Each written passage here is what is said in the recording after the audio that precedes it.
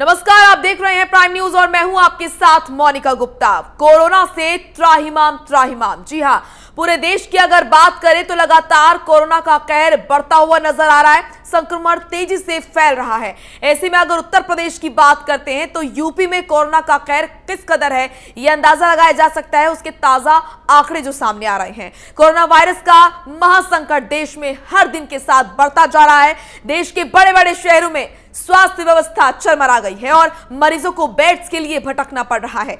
पिछले 24 घंटे में भारत में कोरोना के नए मामलों ने हर रिकॉर्ड तोड़ दिया है। देश में लगातार दूसरे दिन कोरोना के 2 लाख से ज्यादा मामले दर्ज किए गए हैं। केंद्रीय स्वास्थ्य मंत्रालय के मुताबिक देश में कोरोना के कुल 2,17,353 केस सामने आए हैं, जबकि 1,185 लोगों की मौत हुई है। लखनऊ में तो हालत दिन पर दिन खराब होती हुई नजर आ रही है। शव दाह गृह और कब्रिस्तान में भी शवों की हालत देख लोग बेहद भयभीत हो रहे हैं। जगह नहीं है शवों को रखने की।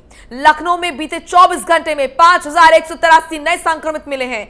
कल यहां पर 5,433 लोग मिले थे। लखनऊ में एक्टिव केस करीब 32,000 है। लखनऊ के साथ ही अब संगम नगरी और वाराणसी में स्थिति खराब होती हुई नजर आ रही है। प्रयागराज में आज 1,888 और वाराणसी में 1,859 नए संक्रमित मिले हैं।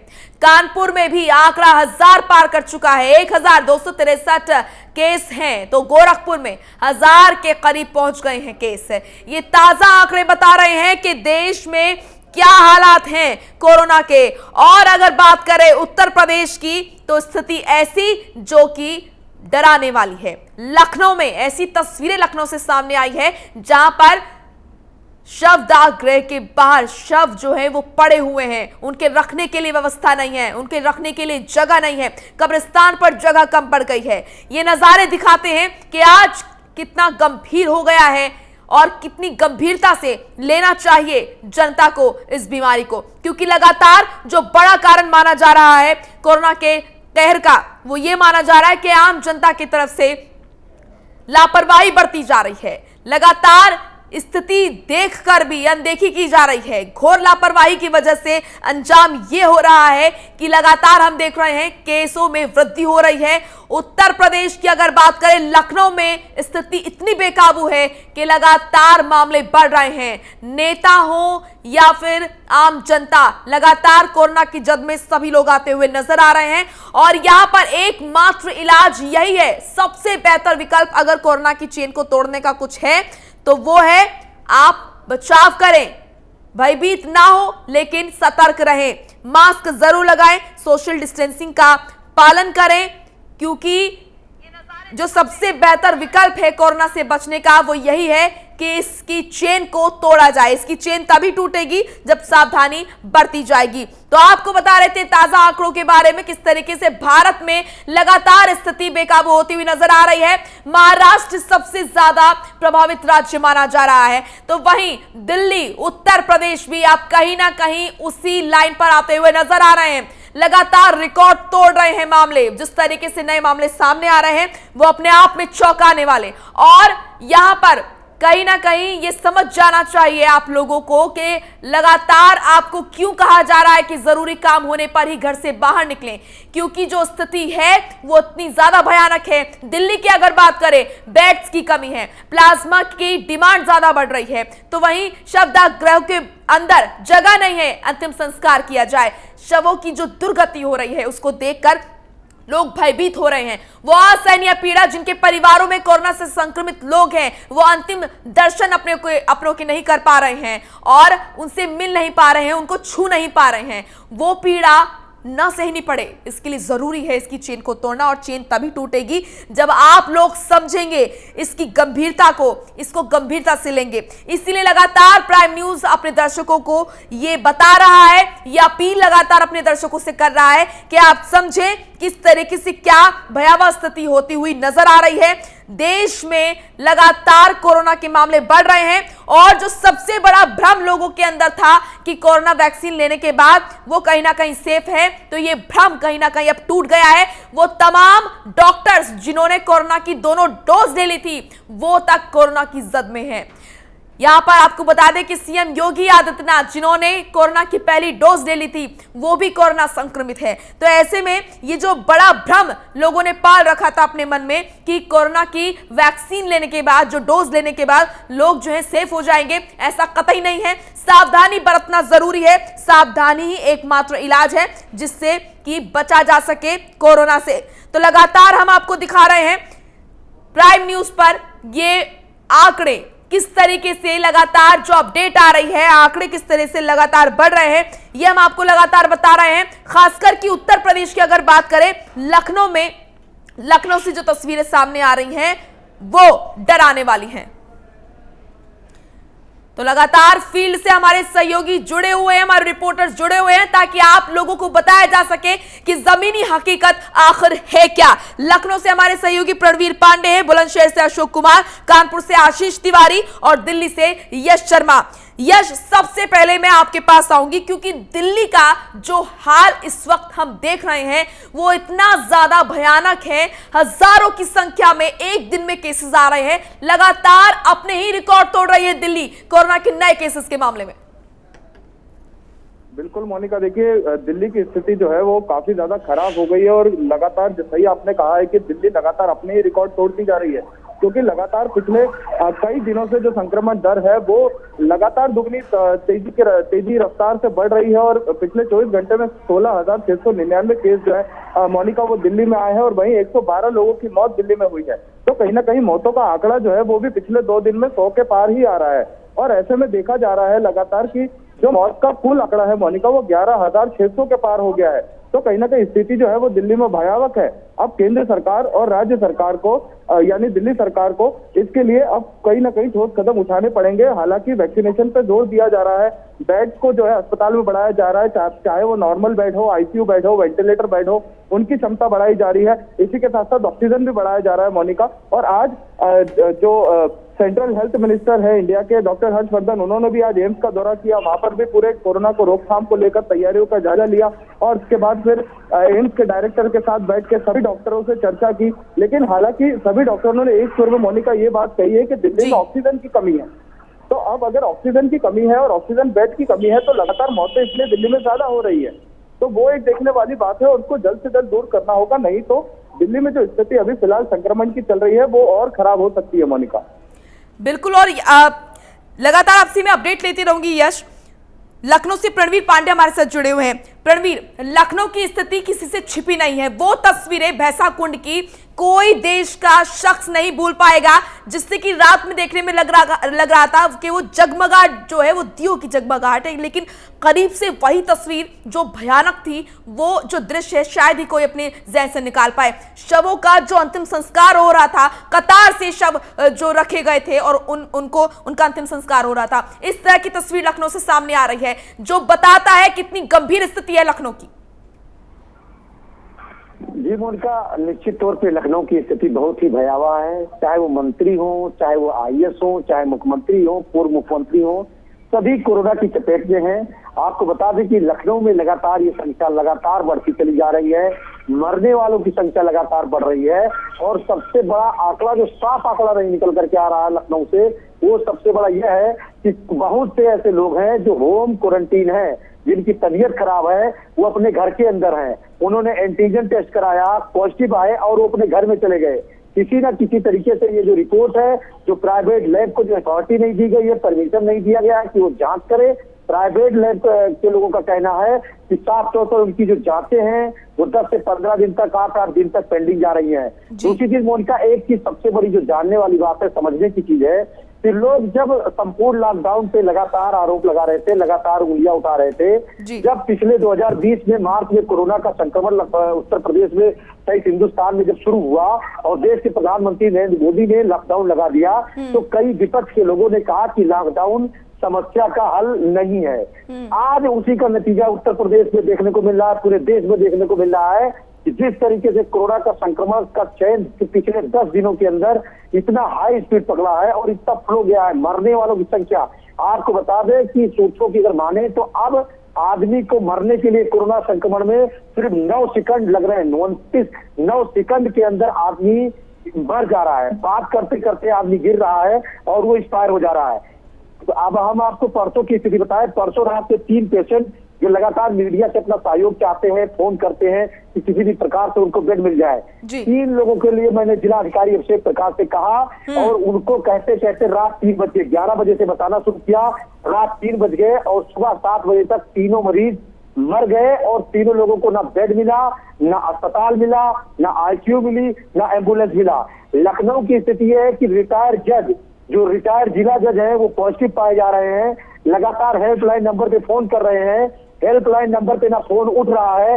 लखनऊ के सीएमओ का नंबर स्विच ऑफ जाता है। अगर 24 घंटे है तो 24 घंटों में 20 घंटे लखनऊ के सीएमओ का नंबर स्विच ऑफ होता है। आम हो या खास, सभी कहीं ना कहीं कोरोना की जद में आते हुए नजर आ रहे हैं और उत्तर प्रदेश तो ताजा उदाहरण है। प्रदेश के मुखिया ही कहीं ना कहीं कोरोना संक्रमित है और ये बहुत गंभीरता से लेना चाहिए आप प्रदेश की जनता को, देश की जनता को, कोरोना वायरस को, इसके संक्रमण को। और बहुत जरूरी है कि सावधानी बरती जाए क्योंकि बड़ा कारण यही है, घोर लापरवाही कहीं ना कहीं जनता की तरफ से बरती जा रही है। आशीष, आपके पास आऊंगी। कानपुर की क्या कुछ स्थिति है, ताजा आंकड़े क्या कह रहे हैं? मोनिका, मैं बता दूं, जो 5 बजे की जब रिपोर्ट आई थी 1263 लोग संक्रमित पाए गए थे, 4 मौतें। देर रात होते होते 1290 संक्रमित आ चुके हैं और 8 मौतें हो गई हैं। कानपुर की स्थिति ये है, कोई भी कोविड हॉस्पिटल में अब बेड नहीं बचे हुए हैं। बेड की जो संख्या है वो है 1092 और 1122 जो मरीज हैं वो आ चुके हैं जो क्रिटिकल कंडीशन में है कोरोना से संक्रमित। इस समय बेडों की संख्या किसी भी, चाहे प्राइवेट, सरकारी लोग, गैर सरकारी लोग, किसी में भी बेड नहीं बचे हुए हैं। मरीज एम्बुलेंस से इधर उधर भाग रहे हैं। 16 प्राइवेट अस्पताल अभी तैयार किए गए हैं जिनमें 1164 बेड दिए जाएंगे, जिसकी आज मजिस्ट्रेट और एक चिकित्सक दल जांच करेगा। उसके बाद 1164 नए बेड की व्यवस्था की जाएगी। थोड़ी अगर ये बेड की व्यवस्था आज या कल में हो जाती है तो थोड़ी राहत मिलेगी, क्योंकि जो वेटिंग में है, जो बेडों के वेटिंग में है, वो भी बहुत क्रिटिकल कंडीशन में है उनका। तो स्थिति कानपुर में लगातार बिगड़ती ही जा रही है और कहीं ना कहीं लोगों की लापरवाही से भी, चाहे आम हो चाहे खास हो। अभी पिछले 24 घंटों में मैं बता दूं, प्रेमलता कटियार 3 बार कैबिनेट मंत्री रही हैं, 5 बार से कल्याणपुर सीट से विधायक रही हैं। वर्तमान में उनकी लड़की नीलिमा कटार उच्च शिक्षा राज्य मंत्री हैं, वो कोरोना पॉजिटिव पाई गई हैं। तो कानपुर में चाहे खास हो और चाहे आम आदमी हो, कोरोना किसी को नहीं छोड़ा। मैं बता दूं, 29 तारीख को मैंने पहले बताया था 35 लोग पाए गए, तो उसके बाद इतनी तेजी से कोरोना बढ़ा। 7 तारीख को 350 लोग थे, आज 15 तारीख होते होते 2 दिन हो गए, आंकड़ा 1200 के ऊपर आ रहा है। इस रेशियो में अगर कानपुर में अगर बढ़ता है कोरोना संक्रमण तो बहुत ही चिंता का विषय है। थोड़ा सा जो अधिकारी हैं, चाहे चिकित्सक हो या स्वास्थ्य कर्मचारी हो, हालांकि पुलिस महकमा तो कर्फ्यू का भी टाइम बढ़ा दिया गया है, सख्ती है। कानपुर वो जिले है जो जिनमें सख्ती बढ़ाई गई है, लेकिन अब स्थिति भयावह हो जाए, क्योंकि अधिकारियों को भी अब सोचना पड़ेगा। क्योंकि अगर चिकित्सा व्यवस्था, हालांकि 20,000 कोविड वैक्सीन आई है कानपुर में, कि वैक्सीन की कमी ना हो, लेकिन वैक्सीन के साथ साथ जो नया संक्रमण बढ़ रहा है, लोगों को तो ये है कि लापरवाही ना बरतें, लेकिन साथ साथ स्वास्थ्य विभाग और चिकित्सा विभाग, इनको भी सोचना पड़ेगा। बेडों की संख्या लगातार बढ़ानी पड़ेगी। मरीजों की हालत दयनीय हो रही है। लखनऊ में जैसे देखा है वहाँ पे सौदा घाट पे, उसी तरह स्थिति में चल रही है कानपुर में भी उनका। तो स्थितियां नॉर्मल नहीं है, लेकिन लोगों की लापरवाही भी देखी जा रही, लापरवाही भी बढ़ती जा रही है।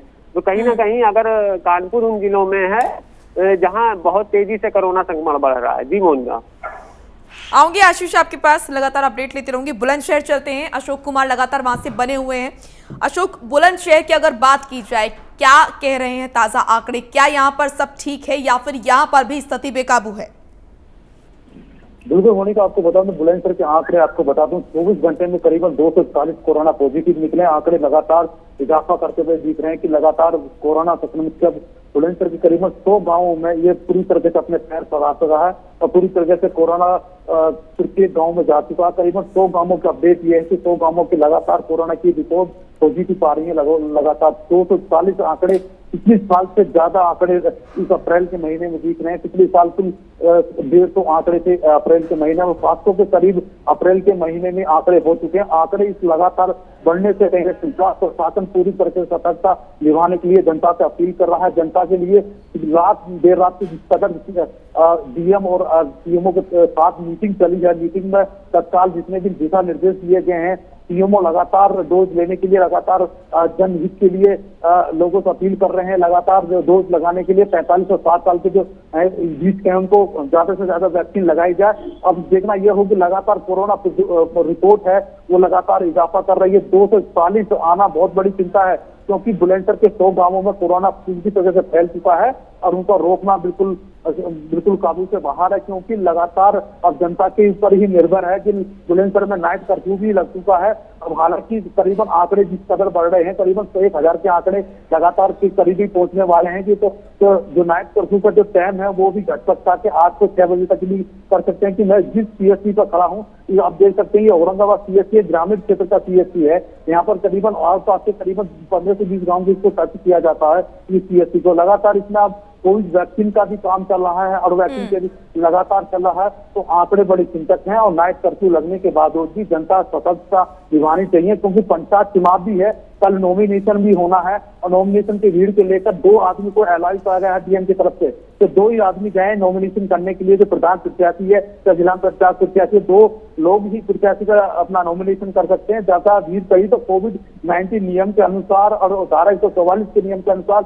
आपको मुकदमा दर्ज किया जाएगा। मुकदमे की लगातार इजाफा हो रहा, लगातार मुकदमे होने के बाद भी जनता बिल्कुल सबक नहीं ले रही है। जनता के ऊपर निर्भर है, जनता मास्क लगा के नहीं चल रही है। कोविड के जो नियम है उनको तोड़ते हुए साथ साथ दिख रहे। कहीं ना कहीं जो उत्तर प्रदेश सरकार स्वास्थ्य विभाग लगातार सचेत कर रहा है, क्योंकि कोरोना से रोकने के लिए चैन तोड़नी बहुत जरूरी है।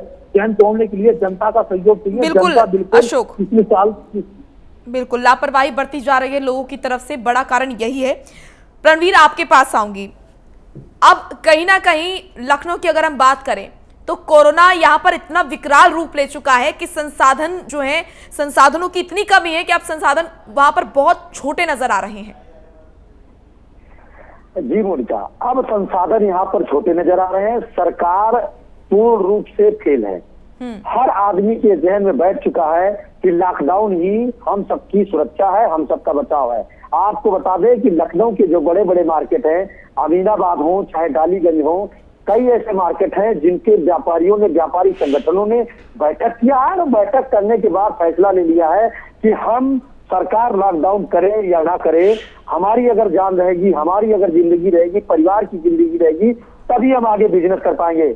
मार्केट को उन्होंने बंद कर दिया है। लखनऊ की कई मार्केट है जो बंद हो चुके हैं। व्यापारियों ने स्वयं फैसला ले लिया है और फैसला लेकर के उन्होंने बंद कर लिया है। पिछली बार लॉकडाउन हुआ तो लोग आरोप लगा रहे थे विपक्ष, लेकिन इस बार की ये हालत है कि जनता स्वयं जागरूक हो चुकी है। हालांकि उत्तर प्रदेश की मुखिया योगी आदित्यनाथ ने साफ तौर पर कह दिया है कि जो भी कोविड के पेशेंट हैं, अगर उनको भर्ती नहीं किया जाएगा तो उन अस्पतालों के खिलाफ मुकदमा पंजीकृत होगा। क्योंकि लखनऊ प्रदेश की राजधानी है, उत्तर प्रदेश की राजधानी, तो ऐसे में यहाँ पर हमने देखा कि बड़े बड़े अस्पताल हैं, संसाधनों की यहाँ पर कमी नहीं है, लेकिन बावजूद इसके लखनऊ से ही सबसे ज्यादा मामले सामने आ रहे हैं। ये बड़ी विडंबना। मोनिका, अब आपको बता दें कि लखनऊ में अब संसाधन की ही कमी है।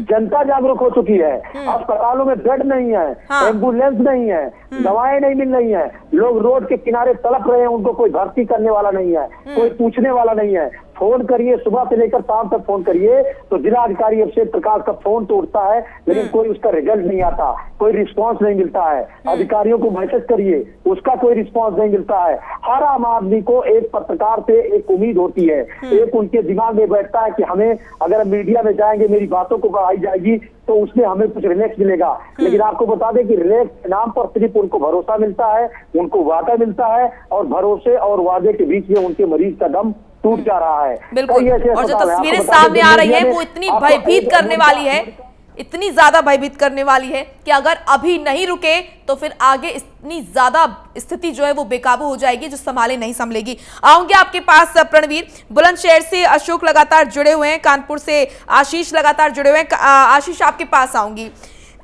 यहां पर अगर कानपुर की बात करते हैं, क्योंकि हम देख रहे हैं प्रदेश में ही नहीं देश में भी अब संसाधनों की कमी देखने को मिल रही है। चाहे हम दिल्ली की बात करें, महाराष्ट्र की बात करें, बेड्स की कमी है, प्लाज्मा डोनेट की डिमांड बढ़ रही है। तो क्या कानपुर की स्थिति हम क्या देखते हैं, क्योंकि आप फील्ड पर हैं, क्या संसाधन वहां पर काफी हैं? क्या लोगों को सही इलाज मिल रहा है? क्या लोग जो है वो आश्वस्त हैं? मोनिका, इलाज की बात ही नहीं है। यहाँ पर बेडों की संख्या ही मरीज ज्यादा है, बेडों की संख्या कम है जी। अभी 1164 बेड के लिए बोला गया है। 16 हॉस्पिटल तैयार किए जाएंगे, उसकी अभी जांच होगी। आज मजिस्ट्रेट और एक चिकित्सक दल जांच करेगा। जब तक बेडों की संख्या नहीं बढ़ाई जाएगी आप इलाज कहाँ से दे पाएंगे। ये हालत है कानपुर की कि मरीज एम्बुलेंस में केवल इधर से ये अस्पताल से वो अस्पताल टहल रहा है। 2-2 तो 3-3 दिन हो जा रहे हैं, उसको इलाज नहीं मिल पा रहा है।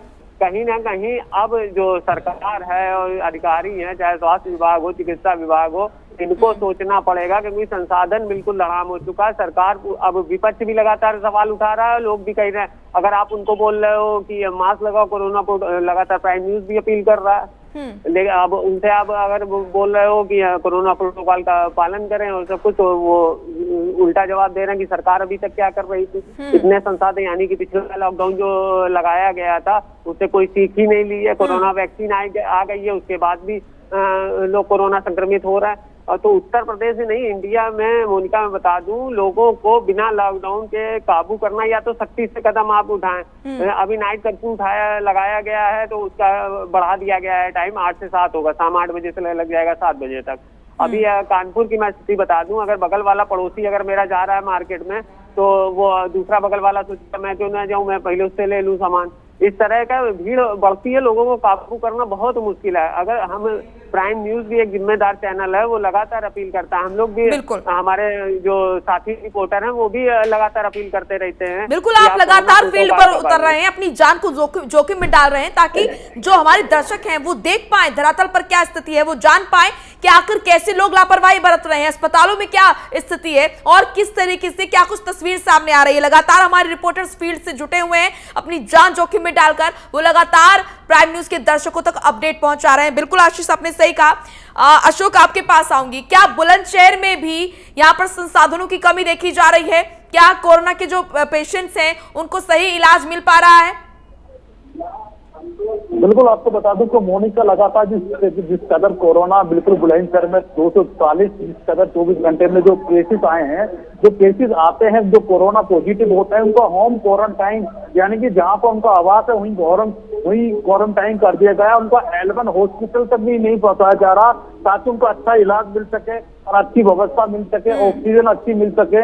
जो लक्षण पाए जाते हैं कोरोना के, वो होम क्वारंटाइन कर दिया गया है। क्वारंटाइन के बाद में कोई स्वास्थ्य विभाग की टीम भी नहीं पहुंच रही है वहां पर कि कोरोना पॉजिटिव है कि उनकी रिपोर्ट लगातार देखी जाए, हफ्ते में देखी जाए या तीसरे चौथे दिन देखी जाए। तो लगातार स्वास्थ्य विभाग की भी लापरवाही साफ देख सकते हैं कि जिस कदर डीएम लगातार दिशा निर्देश दे रहे हैं, उनके निर्देश के बाद स्वास्थ्य विभाग लगातार उनकी अनदेखी कर रहा है। स्वास्थ्य विभाग लापरवाही बरत रहा है, क्योंकि लापरवाही के बढ़ते ही ये केसेस बढ़ते नजर आ रहे हैं। क्योंकि स्वास्थ्य विभाग भी अपनी तरीके से एक्टिव हो, तो लगातार जिस कदर कोरोना पॉजिटिव लोग आ रहे हैं उनको अच्छा सा व्यवस्था मिल सके, अच्छी सी इलाज मिल सके और ऑक्सीजन मिल सके। तो कहीं ना कहीं मैं आप खुद देख सकता हूँ, जिस जगह मैं खड़ा हूँ, मेरे गाँव में ही 2 कोरोना पॉजिटिव जो लड़के आए थे, उनको स्वास्थ्य विभाग ने ना क्वारंटाइन करा, क्वारंटाइन खुद हुआ है वो लड़का, ना स्वास्थ्य विभाग की टीम पहुंचती है, ना स्थानीय प्रशासन की टीम पहुंचती है। ये लापरवाही सिर्फ देख सकते हैं कि पूरी तरह से लापरवाही बरती जा रही है।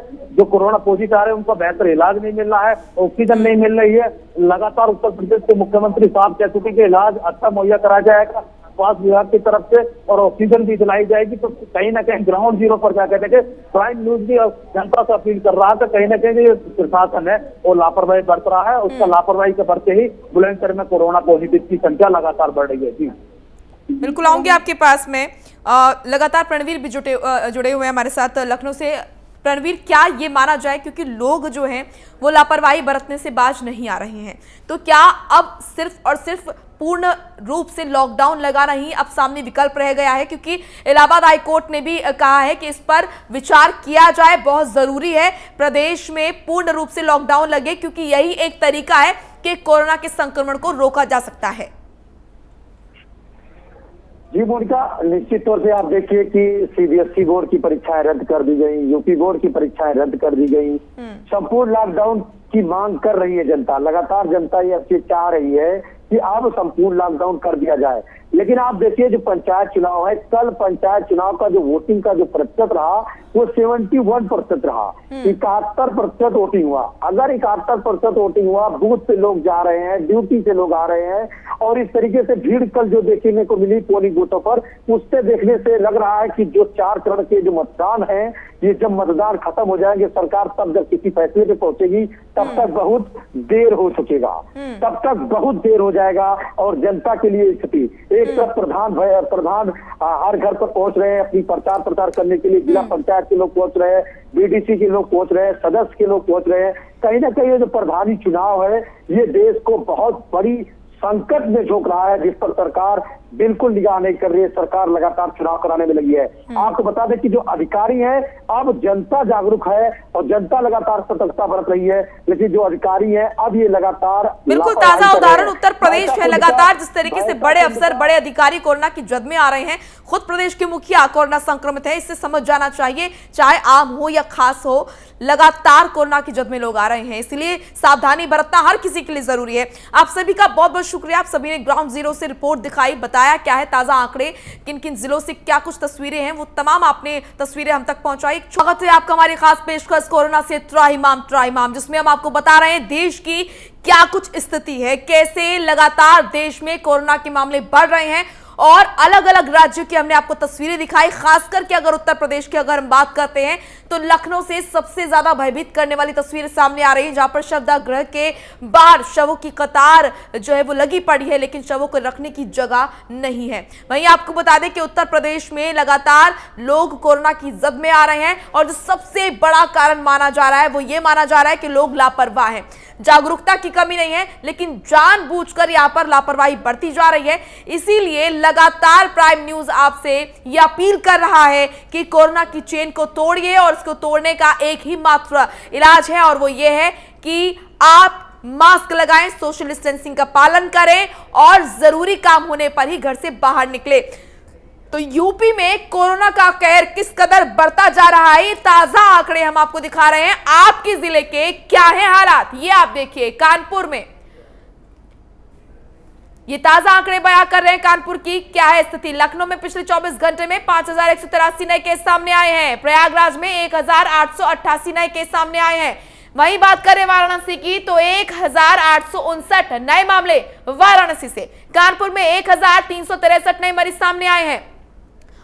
पिछले 24 घंटे में 22,439 नए केस सामने आए हैं उत्तर प्रदेश में, और लखनऊ में अकेले 24 घंटे में 5,000 से ज्यादा मामले सामने आए हैं। इसका मतलब समझिए आखिर क्यों लोग लापरवाही बरत रहे हैं, क्या गलतफहमी है जो कि वो मन में पाले बैठे हैं। सबसे बड़ी बात मैं आपको बताना चाहती हूं कि वैक्सीन लेने के बाद भी, वैक्सीन की डोज लेने के बाद भी कई ऐसे लोग हैं, ताजा उदाहरण ये है कि डॉक्टर्स भी अब कोरोना की जद में आ रहे हैं, जिन्होंने कोरोना की दोनों डोज ले ली है। इसीलिए चाहे आप किसी भी तरह का कोई भी आप दवाई ले लें, कोई भी उपकरण आप इस्तेमाल कर ले, लेकिन जब तक आप सावधानी नहीं बरतेंगे कोरोना से बचाव नहीं हो पाएगा। सबसे बेहतर विकल्प है कोरोना से बचाव का इसकी चेन को तोड़ना। चेन तभी टूटेगी जब आप यहां पर सुरक्षित रहेंगे, सतर्कता बरतेंगे, मास्क लगाएंगे, सोशल डिस्टेंसिंग का आप पालन करेंगे। उत्तर प्रदेश में खास तौर पर क्या है हालात, अलग अलग जिलों के ये ताजा आंकड़े बताते हैं कि उत्तर प्रदेश में स्थिति लगातार गंभीर होती हुई नजर आ रही है। पिछले 24 घंटे में लखनऊ में 5,000 से ज्यादा नए मामले सामने आए हैं। प्रयागराज में 1888 नए मामले सामने आए हैं। वाराणसी में 1859 नए मामले सामने आए हैं, और कानपुर में 1263 मामले सामने आए हैं। ये ताजा आंकड़े बताते हैं उत्तर प्रदेश में स्थिति बहुत ही ज्यादा गंभीर है। इस बीमारी को गंभीरता से लेना बहुत जरूरी हो जाता है, क्योंकि यहां पर लगातार उत्तर प्रदेश में देखने को मिल रहा है, चाहे आम हो या खास, लगातार लोग कोरोना की जद में आ रहे हैं अगर लापरवाही बरत रहे हैं तो। इसीलिए सबसे बेहतर विकल्प है कोरोना से बचाव का, मास्क लगाइए, सोशल डिस्टेंसिंग का पालन कीजिए, वरना जो असहनीय पीड़ा लोग सह रहे हैं, जिनके घरों में कोरोना से संक्रमित लोग हैं, जिनकी अंतिम यात्रा में लोग जा नहीं पा रहे हैं, अपनों की शक्ल नहीं देख पा रहे हैं, उनको छू नहीं पा रहे हैं, वो असहनीय पीड़ा ना झेलनी पड़ जाए। इसलिए जरूरी है कि आप इस चीज को समझें, इसकी गंभीरता को समझें। ये ताजा आंकड़े जो हम आपको दिखा रहे हैं, इससे आप समझ सकते हैं कि आखिर क्यों ये मामले बढ़ रहे हैं। इसका सबसे बड़ा कारण है आपकी लापरवाही। अगर आप घर से बाहर निकल रहे हैं, सावधानी बरतें। घर में अंदर आने के बाद आप सैनिटाइजर का इस्तेमाल करें, मास्क जरूर पहने और सोशल डिस्टेंसिंग का पालन करें। ये तमाम ऐसी चीजें, ये तमाम विकल्प जिनसे आप इस संक्रमण से बच सकते हैं। और आपको लगातार हम बता रहे हैं, खासकर उत्तर प्रदेश में आपकी जिले के क्या है हालात, आपकी जिले में ताजा आंकड़े क्या है। पिछले 24 घंटे में 22,439 नए मामले उत्तर प्रदेश में सामने आए हैं। लखनऊ की अकेले की अगर मैं बात करूं, स्थिति इतनी गंभीर है कि अकेले लखनऊ में 5,000 से ज्यादा मामले सामने आए हैं। वाराणसी में 1,859 नए मामले सामने आए हैं। कानपुर में 1,263 नए मामले सामने आए हैं। तो ये ताजा आंकड़े उत्तर प्रदेश से जो बताते हैं कि आखिर स्थिति इतनी गंभीर है कि अब सोचने पर विवश होना पड़ेगा, क्योंकि अभी अगर स्थिति को कंट्रोल नहीं किया गया, आगे यही जो अब बीमारी है, ये जो महामारी है, ये विकराल रूप ले लेगी, जो कि लेती हुई नजर आ रही है। स्थिति भयावह होती हुई नजर आ रही है। जो तस्वीरें देश से सामने आ रही हैं, अलग अलग राज्य से सामने आ रही हैं, उत्तर प्रदेश के लखनऊ से जो तस्वीरें सामने आई हैं, भैंसा कुंड से, वो सभी को भयभीत करने वाली थी। जहां पर शवदाह में लंबी कतारें शवों की थी, अंतिम संस्कार हो रहा था और दूर से ही दिख रहा था कि कितने सारे शवों का अंतिम संस्कार हो रहा है। ये तस्वीरें दिखाती हैं, ये विचलित करने वाली तस्वीरें हैं। अपनों को खोने का डर अगर है तो बहुत जरूरी है कि आप लोग सावधानी बरतें, क्योंकि वो असहनीय पीड़ा जो लोग सह रहे हैं, अपनों को नहीं देख पा रहे हैं, उनको छू नहीं पा रहे हैं और विदाई उन्हें दे रहे हैं, इतनी पीड़ा में वो लोग हैं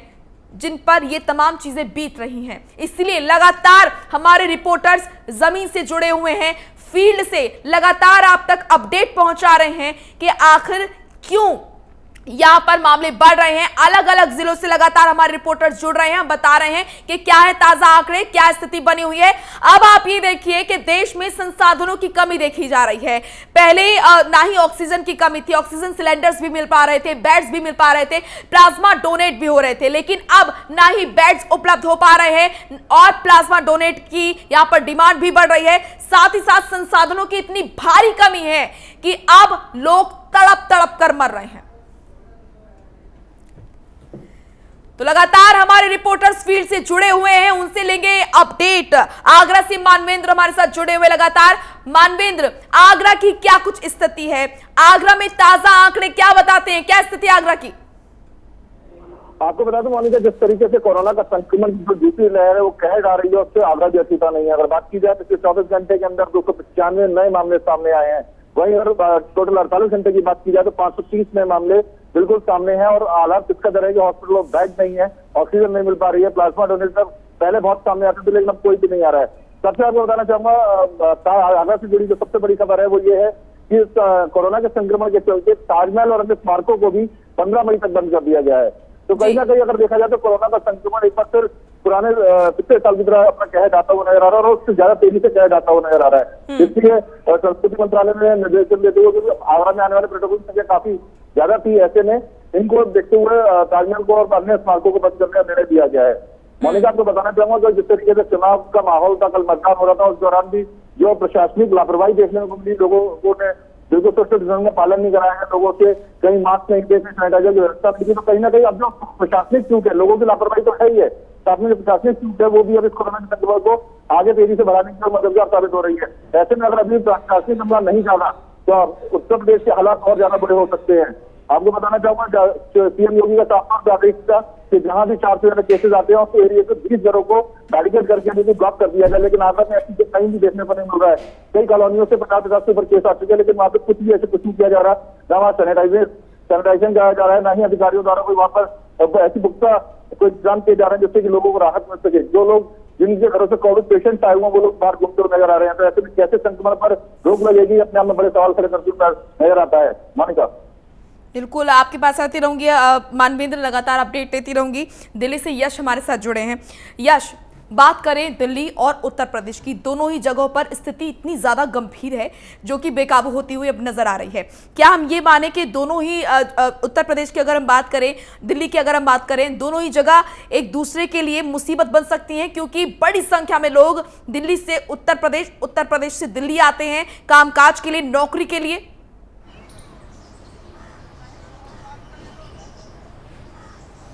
बिल्कुल मोनिका, देखिए जब जब संक्रमण दिल्ली में बढ़ता है, जब जब संक्रमण दिल्ली में तेज होता है तो उसका कहीं ना कहीं फर्क जो है वो साफ तौर पर उत्तर प्रदेश यानी नोएडा जैसे जिले में देखने को मिलता है, गाजियाबाद जैसे जिले में देखने को मिलता है, क्योंकि तमाम जो लोग हैं वो रोजाना नोएडा से काम के लिए दिल्ली आते हैं और वहीं तमाम लोग दिल्ली से काम के लिए रोजाना नोएडा, गाजियाबाद, उत्तर प्रदेश जाते हैं। तो लगातार संक्रमण जो है वो फैल रहा है और इसी के चलते पहले भी नोएडा प्रशासन के द्वारा और उत्तर प्रदेश प्रशासन के द्वारा एक कदम उठाया गया था कि DND टोल प्लाजा पर रैंडम सैंपलिंग की जा रही थी। जो भी लोग दिल्ली से नोएडा की तरफ जा रहे थे उनका रैंडम सैंपल लिया जा रहा था और अगर कोई पॉजिटिव पा रहा था या कोई लक्षण दिख रहे थे तो उन्हें तुरंत जो है अस्पताल में भर्ती कराया जा रहा था। तो जी हाँ, इसका असर लगातार बढ़ता है और जब जब दिल्ली में संक्रमण बढ़ता है तब तब नोएडा में भी संक्रमण बढ़ता है और ये स्वाभाविक तौर पर एक दूसरे से जुड़ी हुई चीजें हैं। लेकिन देखने वाली बात यह है मोनिका कि जब संक्रमण दिल्ली में बढ़ता है तो इसका जो इफेक्ट है वो नोएडा में खास करके ज्यादा देखने को मिलता है और अगर दिल्ली में संक्रमण बढ़ रहा है तो नोएडा में भी बढ़ रहा है। लेकिन जो बेड की कमी की जिस तरह से मोनिका लगातार बात कर रहे हैं उसको लेकर अब प्रशासन पूरी तरीके से सख्त है। दिल्ली सरकार जगह जगह पर एक तरह से माइक्रो कंटेनमेंट जोन बना रही है। अगर कहीं पे 50 से ज्यादा अधिक लोग संक्रमित होते हैं किसी एक इलाके में तो उसको माइक्रो कंटेनमेंट जोन घोषित कर दिया जा रहा है और अभी फिलहाल दिल्ली में करीब 8000 कंटेनमेंट जोन है जहां पर सख्ती पूरी तरीके से बढ़ाई गई है। अब एक मोनिका इसमें एक बात और हम जानकारी दर्शकों को दे दें कि अब जो वीकेंड कर्फ्यू जो है वो दिल्ली सरकार ने लागू किया है, जो सोमवार 6 बजे तक लागू रहेगा। उसके बाद जब मंगलवार को वापस उपराज्यपाल के साथ बैठक होगी और फिर उस पर आगे क्या कुछ वीकेंड के तौर पर निर्णय लिया जाना है वो देखने वाली बात होगी। लेकिन कहीं ना कहीं अभी ऐसा माना जा रहा है कि जिस तरह से संक्रमण दूसरे राज्य से भी आ रहा है और दूसरे राज्य में फैल रहा है तो ऐसे में दिल्ली सरकार अब कदम उठा सकती है कि बॉर्डरों को भी वापस से बॉर्डरों पर सख्ती बढ़ाई जा सकती है और रैंडम सैंपलिंग जो है मोनिका वो भी की जा सकती है। चलिए आऊंगी यश आपके पास। सहारनपुर से आलोक लगातार हमारे साथ जुड़े हुए हैं। आलोक, सहारनपुर की अगर बात करते हैं तो क्या वहां पर अपडेट है, क्या है ताजा हालात? देखिए मोनिका, जिस तरीके से उत्तर प्रदेश में संक्रमण के मामले बढ़ रहे हैं, सहारनपुर भी उससे अछूता नहीं बचा है। सहारनपुर में बीते दिन जो है 158 नए मामले आए हैं और यहाँ पर एक्टिव केसों की संख्या 1026 हो गई है। इस तरीके से लगातार संक्रमण बढ़ता जा रहा है। रही अस्पतालों की बात, जिला चिकित्सालयों की बात, यहाँ पर एक मेडिकल कॉलेज भी है, इनकी सेवाएं पूरी तरीके से चरमरा गई हैं। लोगों को बेड नहीं मिल रहा है, जो लोग इस तरीके से जा रहे हैं उनको वहां पर कोई सुविधा नहीं मिल रही है। हालात सहारनपुर के बद से बदतर होते जा रहे हैं। जी मोनिका। बिल्कुल, मानवेंद्र आपके पास आऊंगी। क्या हम ये माने कि समय रहते समाधान नहीं निकाला गया और बीच बीच में इस तरह की रियायतें दी गई, पूरी तरीके से यहाँ पर प्रतिबंध जो है वो खोल दिए गए, जहां आम जनता की तो पूरी गलती है, लापरवाही, घोर लापरवाही बरती गई, ये सभी ने देखा। लेकिन शासन प्रशासन की यहाँ पर भी हम कमी देखेंगे कि पूर्ण रूप से यहाँ पर प्रतिबंध जो है वो खोल दिए गए और कहीं ना कहीं जो रियायतें दी गई हैं वो बड़ी वजह है इस संक्रमण के बढ़ने की। मोनिका, जिस तरीके से पिछले साल कोरोना का पूरा कहर आया था, लॉकडाउन हुआ, उसके बावजूद भी कहीं भी नए हॉस्पिटल्स का इंतजाम नहीं किया गया। हालांकि सीएम योगी के प्रयासों की अगर बात की जाए तो लगातार प्रयास करके कोरोना को किसी तरीके से संक्रमण में लगाम लगाया जा सके, लेकिन जो प्रशासनिक अधिकारी हैं वो इस और कहीं भी जागरूक नहीं हुए। अगर बात की जाए और हॉस्पिटल की तो पिछले लॉकडाउन के समय से यहाँ पर बेड बढ़ाने की बात चली आ रही थी जो अभी तक नहीं बढ़ाई गई। काफी करोड़ रुपए का सब चीजों का पैसा भी आवंटित किया गया लेकिन कोई काम नहीं हुआ। तो ऐसे में माना जा सकता है कि कहीं ना कहीं प्रशासनिक चूक जो है वो अपने भारी पड़ती नजर आ रही है। लोगों की लापरवाही तो है लेकिन कहीं ना कहीं प्रशासनिक चूक होना, प्रशासनिक सख्ती न होना हम लोगों को इस संक्रमण के जो काल का घेरा है उसमें फंसाती नजर आ रही है। आपको साफ तौर बता दूं मोनिका, जिस तरीके से आगरा में लगातार संक्रमण बढ़ता चला जा रहा है, आने वाले दिनों में एक ज्यादा रूप ले सकता है, क्योंकि जहाँ पर शमशान घाट में जगह बच रही है और न ही अन्य जगहों पर ही। शमशान घाट का हाल ये है कि वहाँ पे वेटिंग लगनी स्टार्ट हो गई है, चाहे वो इलेक्ट्रिक क्रिमेशन हो या नॉर्मल क्रिमेशन। वहां पर अब लोगों को आसानी से अपने परिजनों के शव का संस्कार करने के लिए जगह नहीं मिल पा रही है। मोनिका, बिल्कुल, तो यहाँ पर लगातार हालात जो है वो बेकाबू होते हुए नजर आ रहे हैं। यश, अगर बात करें यहाँ पर समाधान की तो अभी फिलहाल क्या समाधान नजर आ रहा है? जैसे कि आपने बताया कि दिल्ली में वीकेंड कर्फ्यू लगाया गया है, आप फील्ड पर हैं, क्या आप समझते हैं, आप अच्छी तरह समझते होंगे चीज़ों को, आपने नज़दीक से जनता को देखा है, क्या वाकई लोगों का सहयोग मिलेगा और वाकई ये जो वीकेंड कर्फ्यू लगाया गया है इससे कहीं ना कहीं राहत मिलेगी, संक्रमण नहीं फैलेगा?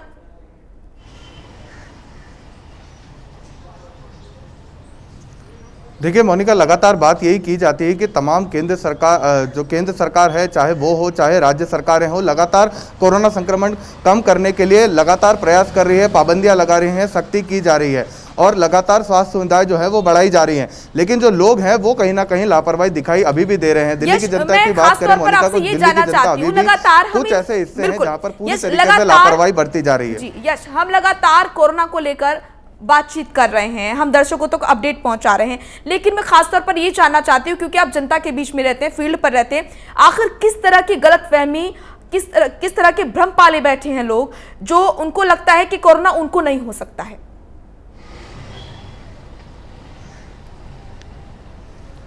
देखिए, ऐसे तमाम लोग हैं जिनकी बात अगर आप सुनेंगे तो आपको भी आश्चर्य होगा कि ऐसी बात किस तरह से लोग कर सकते हैं, क्योंकि कोरोना एक तरह से एक बीमारी है, वैश्विक महामारी है, पूरे विश्व को इसने अपनी चपेट में लिया। उसके बावजूद भी भारत देश की बात करें या फिर दिल्ली की भी बात करें तो कई लोग ऐसे हैं जो अभी भी कहते हैं कि कोरोना है ही नहीं। जब हमने कोरोना देखा नहीं है तो फिर हम कैसे मान लें कि कोरोना है? क्योंकि जब हमने प्राइम न्यूज के द्वारा रियलिटी चेक किया था ग्राउंड पर जाके, तो तमाम लोग ऐसे दिखाई दिए जो मास्क नहीं लगा रहे थे। हमने उनसे पूछा कि आपने मास्क क्यों नहीं लगा रखा है, तो उनका कहना था कि जब कोरोना है ही नहीं तो मास्क क्यों लगाए। तो हमने जब कहा कि वैज्ञानिक कह चुके हैं, दवाई आ रही है, लोग घर में बंद थे, लॉकडाउन था, तो कैसे नहीं है कोरोना? तो लोग कह रहे हैं कि जब हमने देखा ही नहीं है तो फिर कैसे मान ले कोरोना है। एक चीज तो ये उनके सामने निकल के आती है। इसी के साथ साथ जब उनसे बात करें और मोनिका उनसे पूछे कि आपने मास्क क्यों नहीं लगा रखा है, यहाँ पर भीड़ हो रही है इतनी ज्यादा, तो फिर वो तमाम राजनीतिक पार्टियों का नाम लेते हैं, विपक्षी पार्टियों का नाम लेते हैं और कहते हैं कि रैलियों में, जैसे कोलकाता है, बिहार है, आसाम है, तमिलनाडु है, जहां पर चुनाव हो रहे हैं, बोले वहां पर क्यों कोरोना नहीं है, वहां पर क्यों नहीं इस तरह के चालान काटे जाते हैं? तो अभी भी ऐसे जवाब जो है वो लोगों के द्वारा निकल के आ रहे हैं मोनिका, और लापरवाही जो है वो अभी भी जनता के बीच में है। जनता के बीच में अभी भी यह भ्रम फैला हुआ है कि कोरोना जैसी कोई चीज नहीं है, उससे घबराने की बात नहीं है। लेकिन आखिरकार अगर लापरवाही वो खुद बरतेंगे तो अंजाम भी उन्हें ही भुगतना होगा। मोनिका, बिल्कुल, चाहे आमजन हो, चाहे या फिर खास हो, हर कोई भुगत रहा है। जो भी लापरवाही बरत रहा है वो कोरोना की जद में है। मानवेंद्र, आपके पास आऊंगी। जिस तरह की लोग बात कर रहे हैं कि कोरोना है ही नहीं, और जब उनसे बोला जाता है कि आप मास्क लगाइए, सोशल डिस्टेंसिंग का पालन करें, तो ये बात अमूमन सुनने को मिलती है लोगों के मुंह से कि रैलियों में क्या कोरोना नहीं फैलेगा, इतनी भीड़ है, क्या कुंभ में कोरोना नहीं फैलेगा? तो इस तरह के उदाहरण जब खुद ही शासन प्रशासन की तरफ से सेट किए जाते हैं तो जाहिर सी बात है कि आम जनता तो सवाल करेगी ही। जी मोनिका, बिल्कुल सही कह रहे हैं आप। अभी जिस तरीके से ताजमहल की बंदी की गई है, जो हिस्टोरिकल मॉन्यूमेंटल सबकी बंदी की गई है, उसको लेकर भी सवाल खड़े हो गए हैं। उनका कहना है कि जिस तरीके से कुंभ में हजारों लाखों की संख्या में लोग मौजूद है, वहां कुछ नहीं किया गया, तो आखिरकार पर्यटकों को रोका जा रहा है, क्योंकि माना जा रहा है कि पहले लॉकडाउन की वजह से आर्थिक मंदी से जूझ रहे पर्यटन उद्योग को ये पूरी एक तरह से अनौपचारिक लॉकडाउन हो गया उनके लिए, जिस तरीके से सारे के सारे स्मारक बंद कर दिए गए। अगर लोगों की बात की जाए तो लोगों का भी साफ तौर पर कहना है कि बंगाल में क्यों नहीं कोरोना अपना क्या डाल रहा है, जहाँ चुनाव होते हैं वहां पर कोरोना क्यों नहीं दिखाया जाता। तो कहीं ना कहीं जो कोरोना को लेकर लोगों में धर्म की स्थिति पैदा है, वो कहीं ना कहीं कोरोना को बढ़ाने में सहयोग दे रही है। सबसे मैं आपको बताना चाहूंगा कि लॉकडाउन के दौरान जो आर्थिक मंदी से लोग जीते गए, जो आर्थिक स्तर पर उनका नुकसान उठाना पड़ा था, उसको लेकर भी इस समय लोग फील्ड में निकलने को मजबूर हैं, क्योंकि ना तो फीस माफ की गई, ना तो जो सरकारी जो खर्चे थे वो कहीं माफ नहीं किए गए, ना स्कूलों में फीस माफ की, ना ही कहीं बिजली के बिल माफ किए गए। इनकी सब बातों को लेकर जो आम आदमी है वो सड़कों पे अपने काम के लिए जाने को मजबूर है। हालांकि उसे अब अपनी लापरवाही नहीं बरतनी चाहिए, उसे मास्क लगाना चाहिए, उसे सैनिटाइजर का यूज करना चाहिए। लेकिन जिस तरीके से एक आम से बात कर चुकी है कि जहाँ चुनाव होता है वहाँ कोरोना नहीं होता, तो इस बात को लेकर कहीं ना कहीं लोग उतनी लापरवाही बरतते हुए नजर आ रहे हैं कि लगातार कोरोना के संक्रमण बहुत तेजी देखने को मिल रही है। मोनिका, बिल्कुल।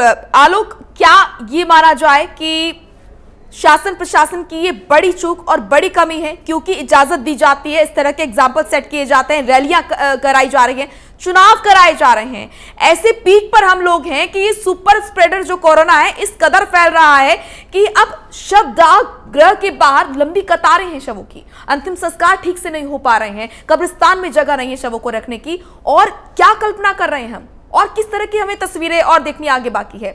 क्या हम माने कि शासन प्रशासन की बड़ी कमी है? क्योंकि जो रैलियां हो रही हैं, कुंभ की अगर हम बात करें, ये तमाम चीजें यहाँ पर अगर लोगों को इजाजत दी जाएगी तो जाहिर तौर पर लोग तो जाएंगे ही ना कुंभ में, अगर शासन प्रशासन की तरफ से इजाजत दी जाएगी तो। देखिए मोनिका, मैं आपको बताना चाहूंगा कि जिस तरीके से पिछली बार लॉकडाउन लगा था और 1 साल तक लोगों ने इसका दंड झेला है, बहुत लंबे समय तक ऐसे लोग जो दैनिक वेतन भोगी थे बिल्कुल सड़क पे आ गए थे, भुखमरी फैल गई थी एक तरीके से। अब नया स्ट्रेन जो आया है इसको लेकर लोग बहुत हल्के में ले रहे हैं। जिस तरीके से पिछली बार बहुत बुरी तरीके से कोरोना के संक्रमण के मामले आए थे, उससे भी तेजी से संक्रमण के मामले और तेजी से बढ़ते जा रहे हैं। रही शासन प्रशासन की बात, शासन प्रशासन के लोग जो है पूरी तरीके से इस बात को लेकर चिंतित हैं कि सड़क पर आमजन जब निकले वो मास्क लगाए, सोशल डिस्टेंसिंग का पालन करे। लेकिन आमजन जो है वो सोशल डिस्टेंसिंग का मास्क तो लगा रहे हैं। मास्क लगाने पर तो लोग अब जागरूक हुए हैं, मास्क को लगा के बाहर निकल रहे हैं, चाहे वो पुलिस के डर से निकल रहे हो, चाहे किसी और वजह से निकल रहे हो, चाहे ये महसूस कर रहे हो कि हवा में कोई बीमारी ना फैल रही हो, इसको लेकर। लेकिन जो सोशल डिस्टेंसिंग है, सोशल डिस्टेंसिंग कहीं भी देखने को नहीं मिल रही है। मैं बात करूं तो रैली और कार्यक्रमों की परमिशन देने के लिए तो रैलियों को लेकर भी लोगों को लग रहा है कि भाई रैलियां हो रही है, सब जगह रैलियां हो रहे हैं, वहां पर कोई कोरोना नहीं हो रहा है। कुंभ में स्नान हो रहा है, 24 लाख लोगों ने डुबकी मार दी कुंभ में, उसके बाद वहां कोरोना। बिल्कुल बड़ी खबर क्यों रुक करेंगे, दिल्ली से बड़ी खबर। सीएम केजरीवाल ने बुलाई है बैठक, ये बड़ी बैठक मानी जा रही है। लगातार स्थिति बेकाबू हो रही है दिल्ली में, कोरोना पर समीक्षा बैठक करेंगे सीएम केजरीवाल। इस वक्त की बड़ी और अहम जानकारी, शाम 4 बजे होगी ये महत्वपूर्ण बैठक। बड़ी खबर दिल्ली से, जहां पर सीएम केजरीवाल ने बुलाई है बैठक और ये बैठक काफी महत्वपूर्ण बताई जा रही है। कोरोना पर समीक्षा बैठक करेंगे सीएम केजरीवाल। लगातार दिल्ली में स्थिति बेकाबू होती हुई नजर आ रही है। शाम 4 बजे होगी ये बैठक।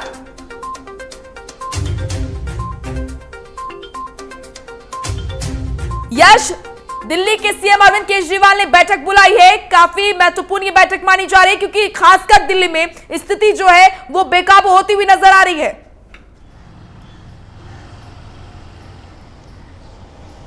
बिल्कुल मोनिका, ये एक अहम बैठक होने वाली है। 4 बजे ये बैठक होनी है और इसमें दिल्ली के स्वास्थ्य मंत्री सत्येंद्र जैन होंगे और इसी के साथ साथ जो आला अधिकारी हैं स्वास्थ्य विभाग के वो भी वहां पर मौजूद रहेंगे और लगातार समीक्षा बैठक जो है वो मुख्यमंत्री अरविंद केजरीवाल के द्वारा की जा रही है। और साफ तौर पर जब समीक्षा बैठक की जाती है उसके बाद अरविंद केजरीवाल जब मीडिया के सामने आते हैं तो साफ तौर पर कहा जाता है कि जो बेड की संख्या है मोनिका, उस पर ज्यादा से ज्यादा ध्यान दिया जा रहा है। और एक जब समीक्षा बैठक पहले हुई थी मोनिका, उसमें साफ तौर पर कहा गया था कि जो हिंदूराव अस्पताल है एमसीडी का और स्वामी ध्यानचंद अस्पताल है उसे पूरी तरीके से कोविड के लिए रिजर्व कर देना चाहिए। हालांकि 14 अस्पताल जो है निजी अस्पताल और सरकारी अस्पताल दिल्ली सरकार ने पूरी तरीके से कोरोना के लिए रिजर्व कर दिए हैं। अब जो समीक्षा बैठक होने जा रही है उसमें क्या कुछ रोकथाम के फैसले वापस से अरविंद केजरीवाल के द्वारा दिल्ली सरकार के द्वारा लिए जाते हैं वो देखने वाली बात होगी। लेकिन हाँ, अब लगातार जो बैंक्वेट हॉल से अटैच करने को लेकर योजनाएं बनाई जा रही है मोनिका, कि जो बेड लगातार भरते जा रहे हैं हॉस्पिटल में तो वो उन बेड को शिफ्ट करके कोई बैंक्वेट हॉल में शिफ्ट करें। जैसे एलएनजेपी हॉस्पिटल है